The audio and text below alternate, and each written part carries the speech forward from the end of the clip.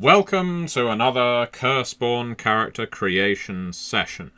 I am, as ever, your host, Matthew Dawkins, on here, the Gentleman's Guide to Gaming, and I do hope that you are tuning in live, because this is the best way to watch character creation. It allows you to get involved, it allows you to have your say, it allows you to have some input on the kind of character we are creating. As you can probably tell from the title of this video, we are going for one of the dead this time around. We have already ourselves created a primal. We've created an outcast. We have created a sorcerer. I think that's how we've done it. Or did we create a hungry? You know what? It's been so long. It's been so long. We've been making these videos for a while now. And I do need to say thank you very much, by the way, everyone who has been watching these character creation videos. I hope they're proving helpful. I hope that they are proving inspirational for you with your games of Curseborne. Remember, you can pre-order Curseborne right now. There is a link to do so in the video description below. If you do so, you will gain access to the manuscript, and we are dropping big chunks of the revised manuscripts. This is the manuscript that we've amended based on feedback, based on what we've learned through all our playtesting and so on, every single month running up to the game's release. So, do stay tuned to that. Hello, Link the Dead. Link the Dead. Well, you've changed now. You've changed lineage. Link the Vampire. We haven't done Hungry or Dead yet. You are quite correct. Now, why are we doing the dead this time? Well, as always on my Curseborne videos, if we're running up to a new character creation video, I like to ask you for ideas. I like to get some inspiration from you, the backers, the subscribers, the commenters, and so on. And in this case, we got a really interesting character concept from Roll of Bep. Roll of Bep says, and I'm going to read this comment in full, I think an interesting character is a person who was targeted by a murderer, managed to defend themselves, killed that murderer, but died in the process. Both become one of the dead. Perhaps this concept is best suited to a one-on-one session, if it puts a lot of focus on one person to deal with it. I don't know, I think that could work perfectly well as a character origin.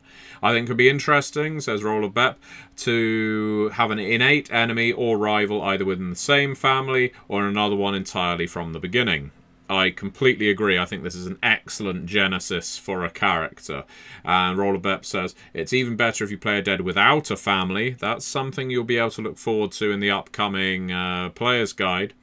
And your murderer does, in fact, have a family. Now, we will be assigning this character a family. We'll be using the character creation rules from the core book, but that is a very good idea. Bep continues, you were a person struggling through life like everyone else, and someone dared to take that from you. You fought to get away, only just managing to take them down with you. Now they have the devil's luck to have a support system in this strange cursed world, and you're left to figure it out. It breeds a deep hate and jealousy. In life, I imagine this character not being innately special or interesting, just a person who caught the eye of a dark-hearted individual.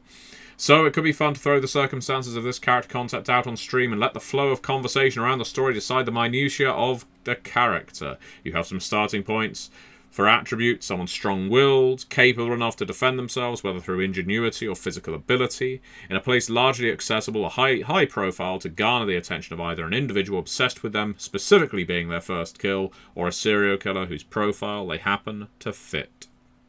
Well, Roll of Bep, thank you very much for the character concept, because I think that is a fantastic one for us to go with. So what we're going to call this character, well, as always, the player name here is going to be me, Matthew. I think we're going to want to zoom in a little on this PDF, aren't we? So you can actually read what I'm typing. And character type, I think, is going to be... I don't want to necessarily go straight for Avenging Angel. Avenging Angel is... it would naturally fit us into the Fury camp of the dead families. But I am going to... I want to play with some sort of bitterness. So we're going to call this one The Grudge, because that is the kind of dead we are. I'm thinking we're probably going to be playing a Shade. We could be a Fury. Shade or Fury makes sense given the concept. Also, I would suggest that the Shades and the Furies are very easy families to get into if you lack structure. Some of the other dead families, like the Wardens, the Mavens, and the Zeds, have a lot more society around them. Their family is a lot stricter. You know, in one of those cases, it's basically a cult. In another, it's practically a corporation. What about you, live viewers? What are you thinking based on the concept we just discussed? I'm thinking Shade myself, so that's what I'm going to go for the time being. As for the role path, who is the kind of person that gets targeted by a serial killer but has enough wherewithal, enough strength of will to fight back at the crucial moment, not to save their life in this case, but to take down their killer at the same time? What are we thinking? What's the role path here? I mean, we could go, I guess, classic American serial killer here and go for their victim, our character being a student.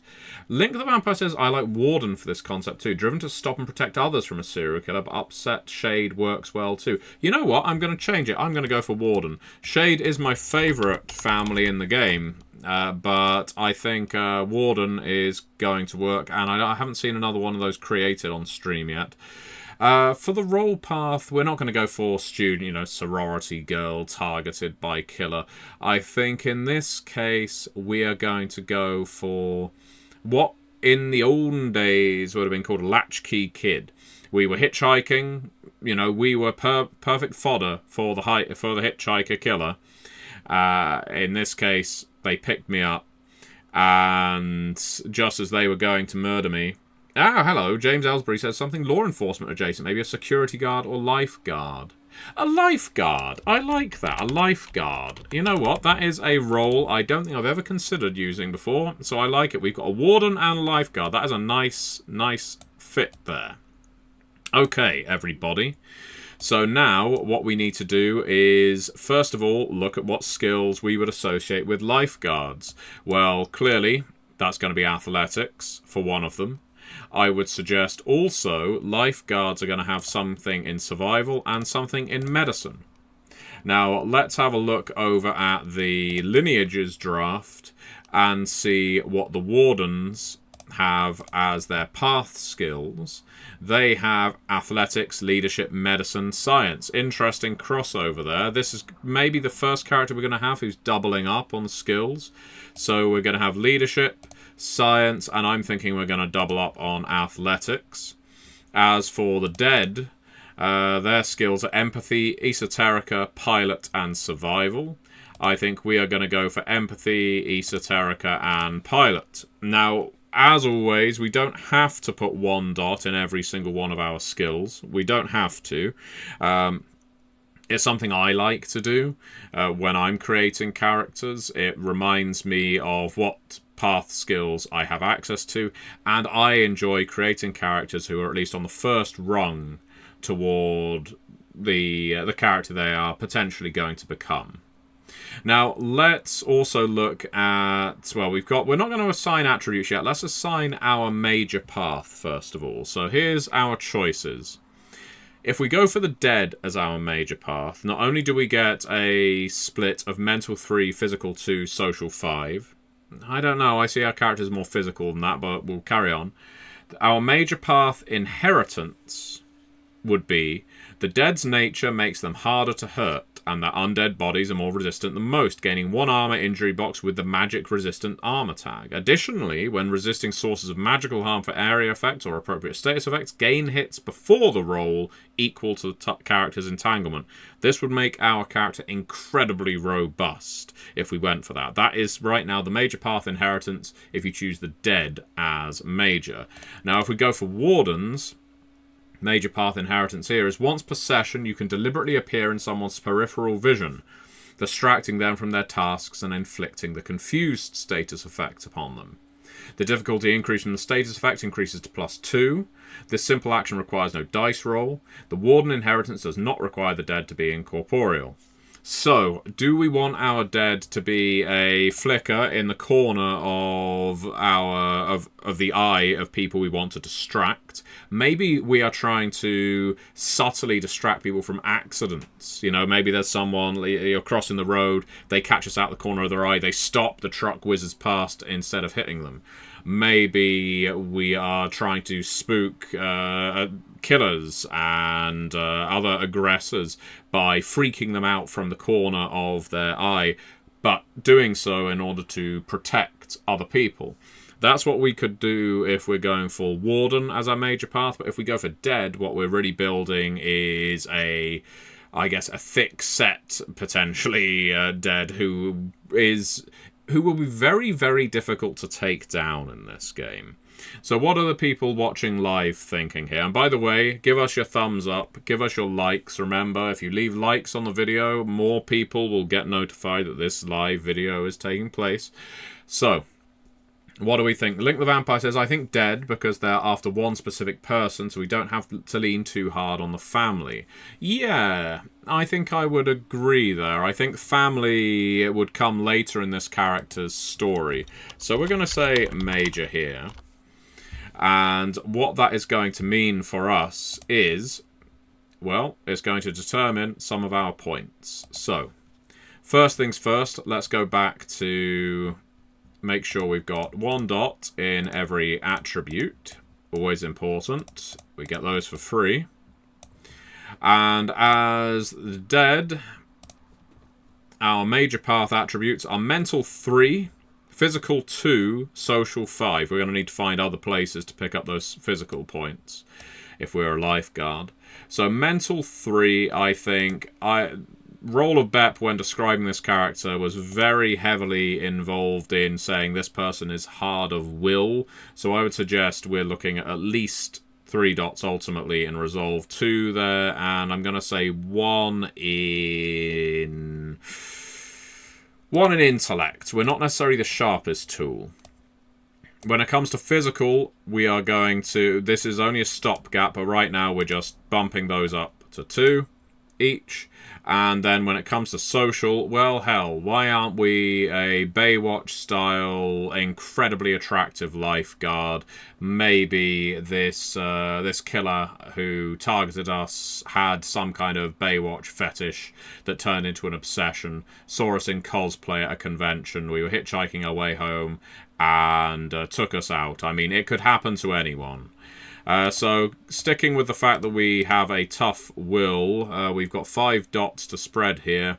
I think presence, you know what, I'm going to take it out of composure. I'm going to bump presence up. Okay, and because we chose lineage as our major path, that means that in total, we are going to gain a grand total of, let me see... 6 skill dots that are tied to our lineage path.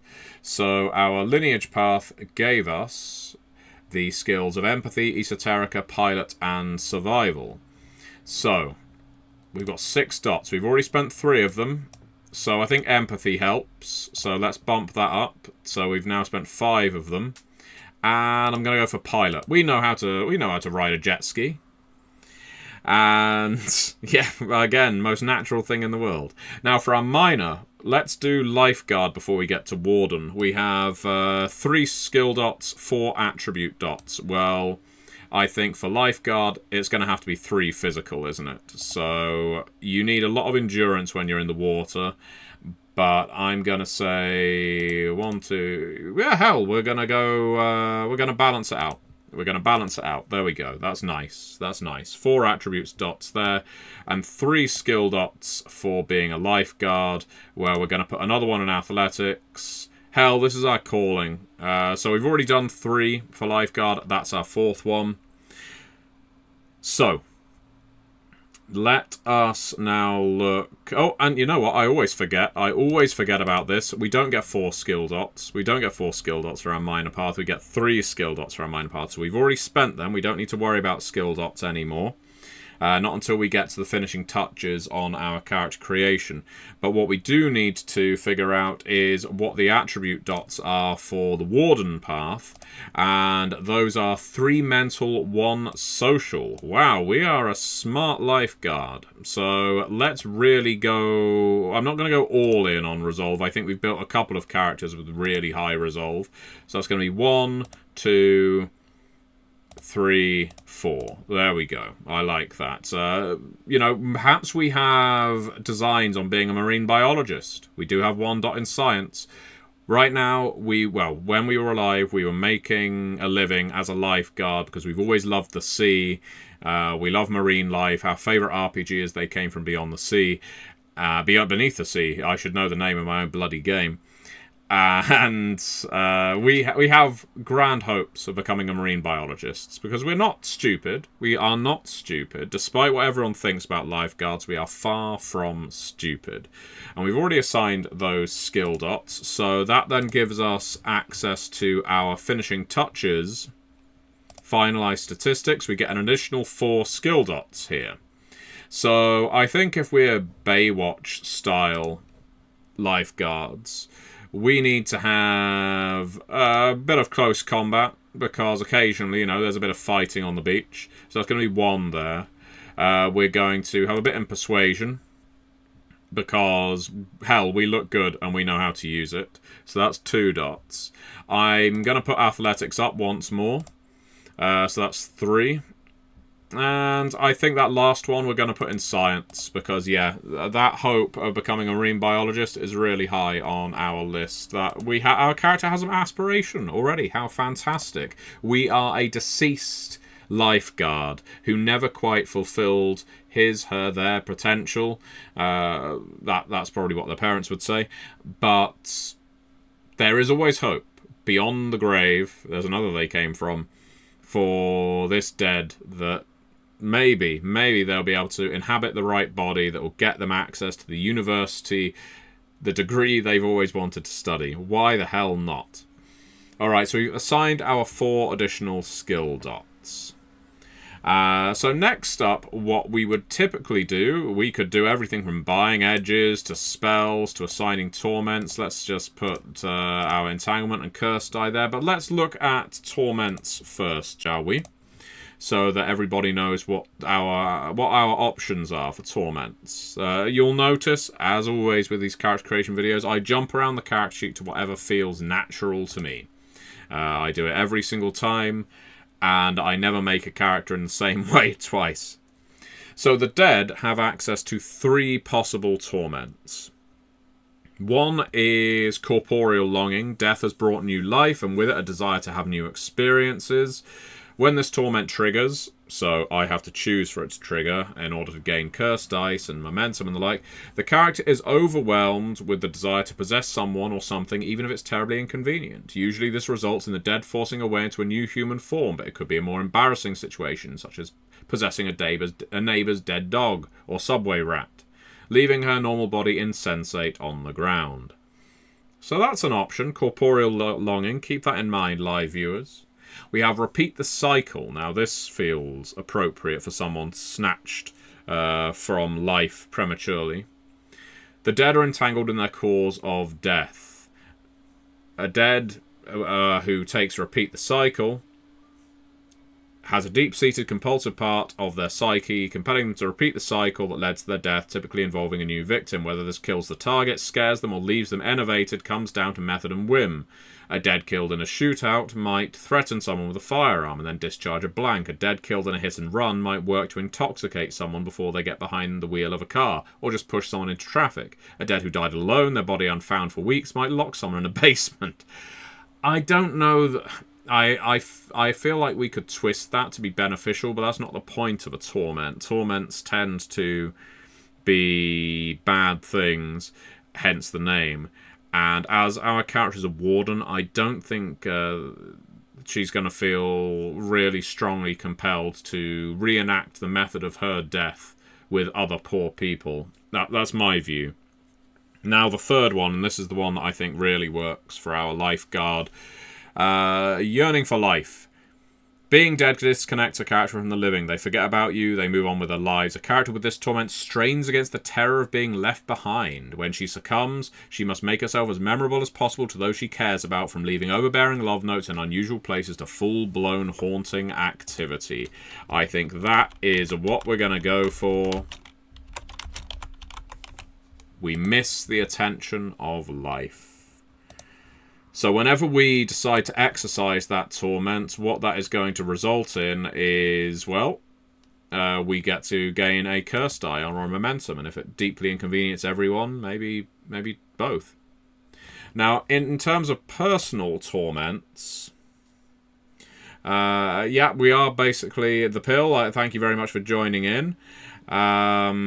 The pill has mentioned this is a Pam Anderson tier. Yes, indeed, this character could well be a young Pamela Anderson. Why the hell not? But kill before her time, as it were.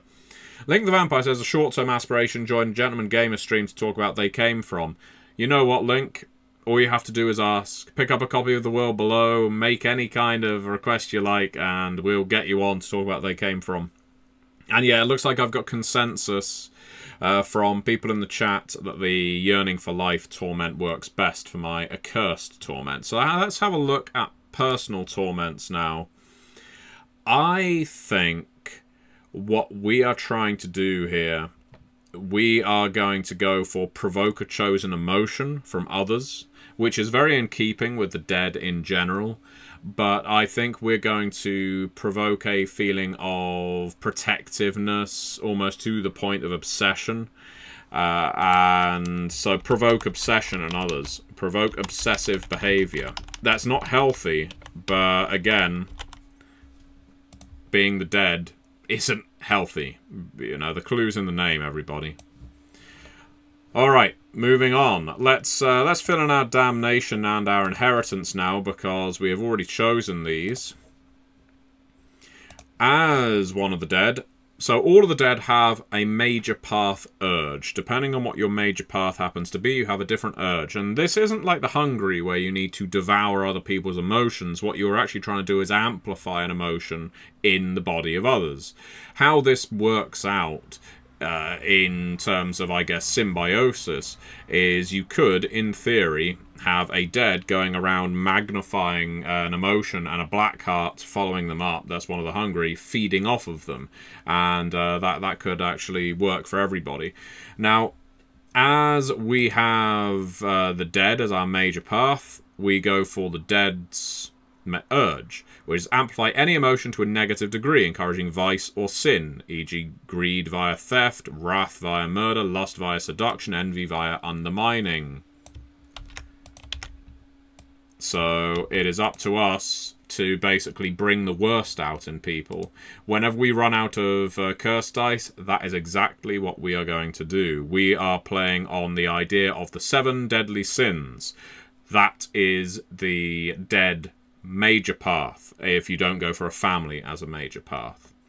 Now, our inheritance, as we've already covered, is going to be the dead inheritance as well.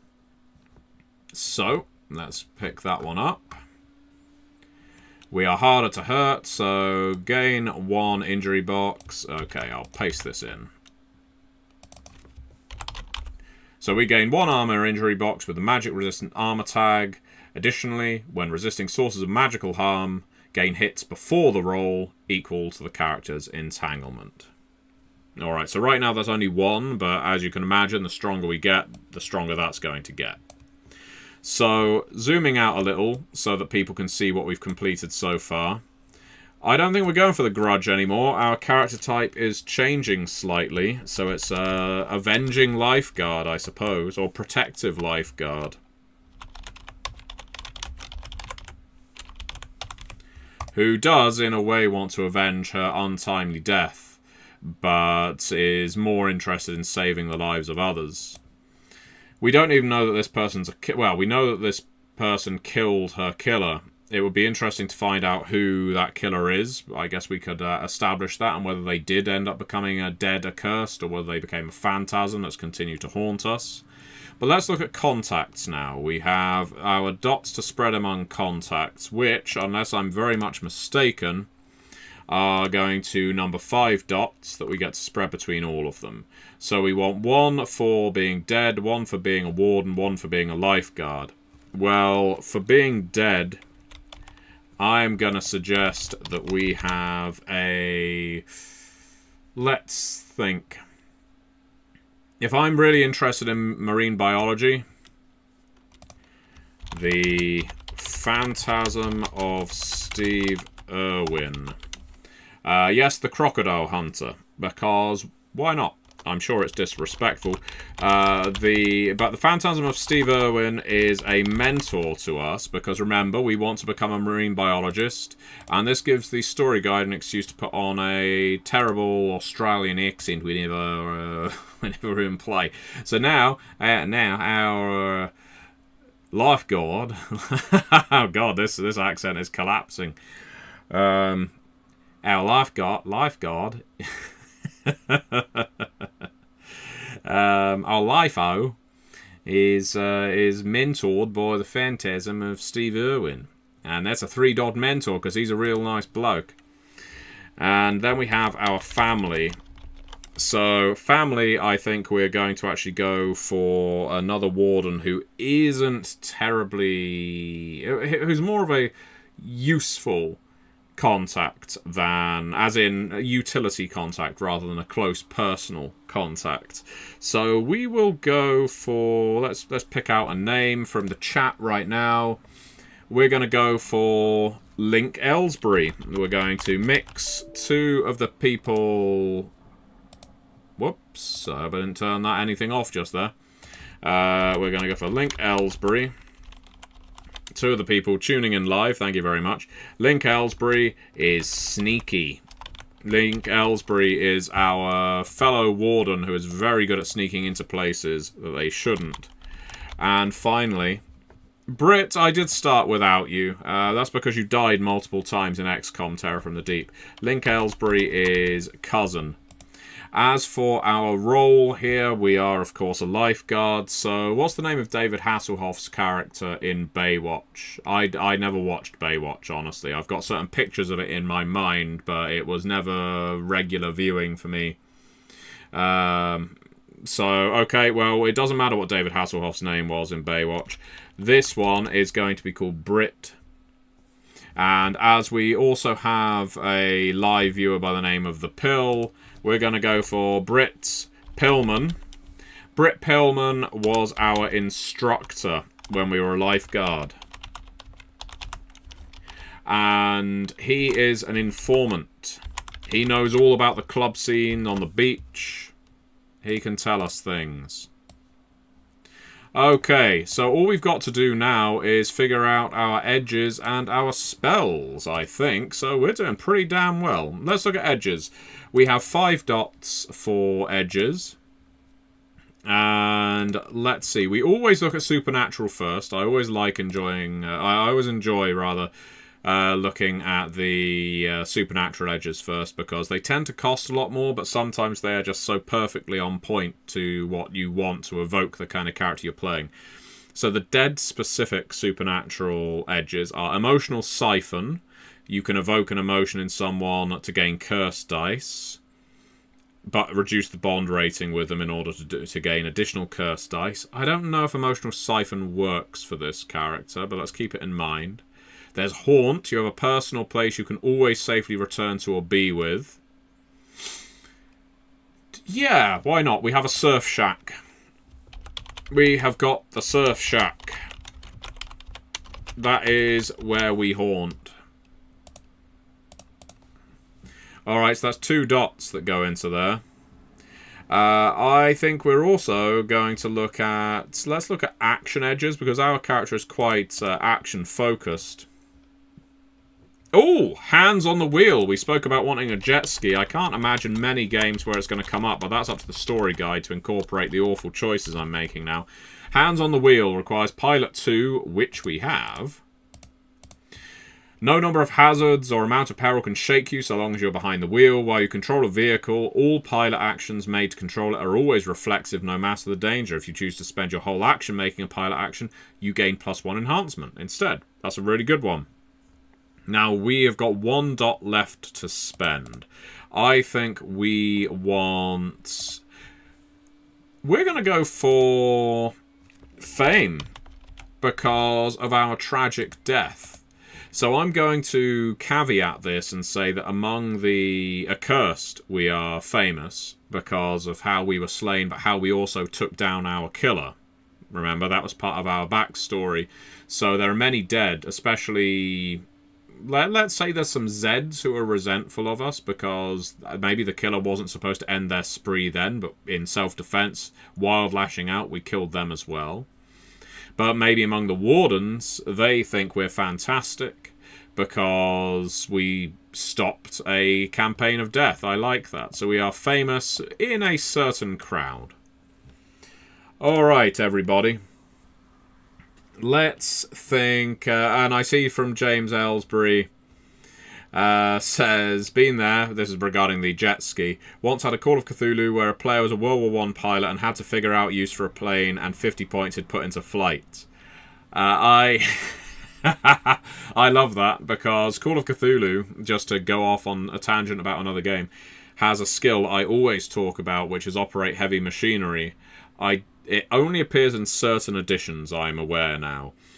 But it is such a situational skill that I absolutely love it when people put points in it, because it then compels me to put in some kind of scene where you have to operate some heavy machinery.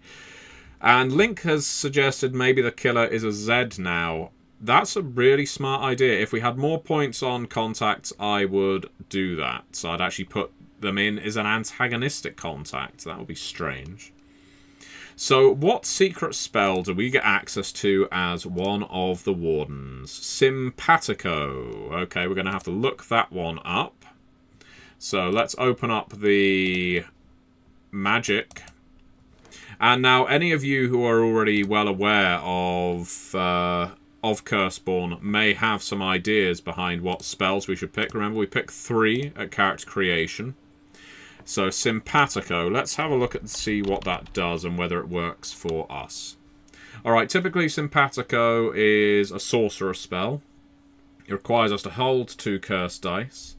Immediately resolve 1 status effect on a character within medium range. You gain that same status effect. Your newly gained status effect resolves as normal. That, I think, is perfect for our character always diving in, quite literally in some cases, to save others. That really works for a Warden with a hero complex. So I'm going to put that in. Let's hold 2. And you know what? We didn't choose our motif either. So I'm going to just refer to it as transfer a status effect from medium range to self. Alright, and now let's have a look at the other dead spells, ones we will have access to. Mental Fortitude feels very much appropriate because we have been described repeatedly as hard-willed, but I wonder, we may have already... Well, here's what it does. You gain 1 armor with the magical resistance tag. We do already have that based on our inheritance. That does not function against physical damage. Additionally, you may ignore the first instance of the confused, dazed, or terrified status effect you would suffer as long as this is active. I think that could actually be quite handy. Now, what's interesting here is I think this is our first character who we are building, who is primarily based around holding curse dice rather than bleeding them.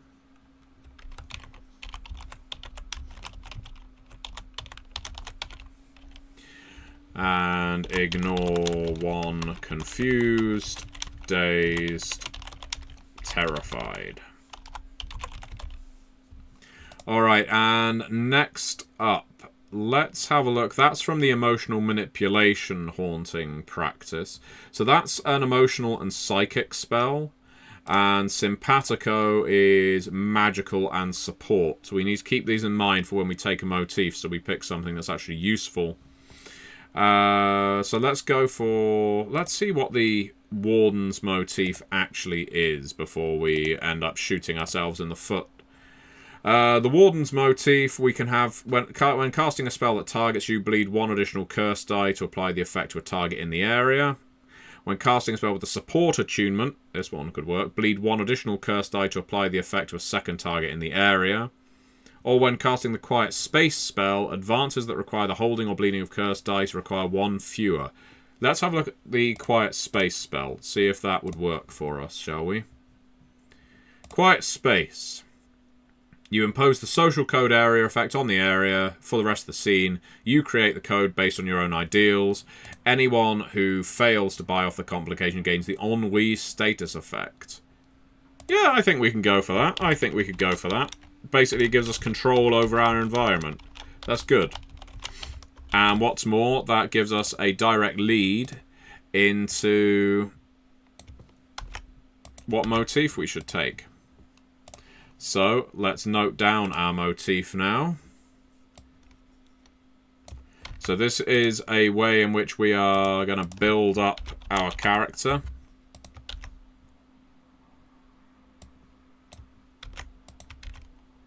There! We have created our character. I don't think we've missed any steps. Again, as always, I jump all over the damn place when I'm creating characters. It's how I do it. And let's have a look. Did we do all of them? We did. We did. We have done everything. I don't think we've missed any bonus dots anywhere like that. So that's it, other than aspirations and bonds, which of course we're not going to assign at this stage because we aren't a part of a crew. But we now have our character. What is her name going to be? Because apparently she is a she. She is it's a female lifeguard who got killed. And let's see. Let's go for... How long ago were we murdered? I would suggest it's fairly recent. We're newly dead. So let's go for a modern name. We will go for... We'll go for Eliza text field. Eliza, let's see who else has commented in the chat and see whether we can take one of your names here. Damn it. Well, we're going for James.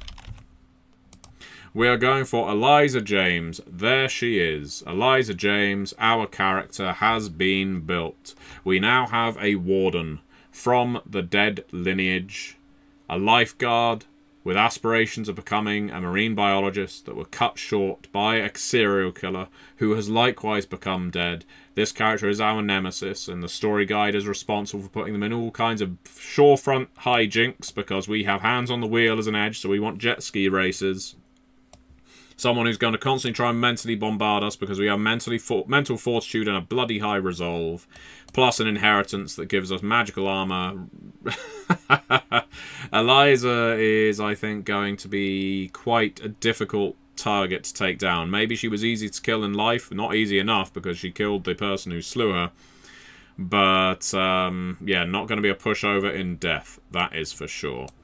Excellent. Well, that is that. Next week, we will have a different kind of video going up on Monday. We're going to have an adversary video, so that's going to be fun. A video that dives deeply into an adversary for Curseborne. Not one from the core book, though certainly attached to painful.love.